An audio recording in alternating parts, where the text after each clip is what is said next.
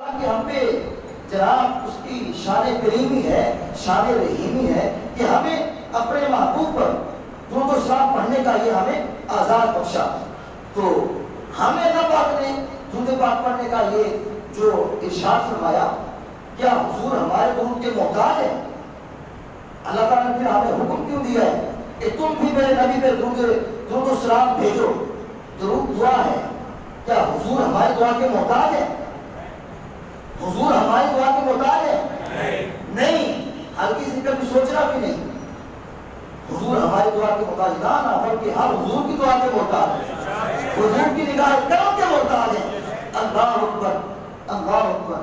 تو علماء کہتے ہیں، صاحب مطالع المصنفات فرماتے ہیں، پھر رب تعالیٰ نے اپنے بندوں کو درود پاک پڑھنے کا حکم کیوں ارشاد فرمایا؟ سنیے.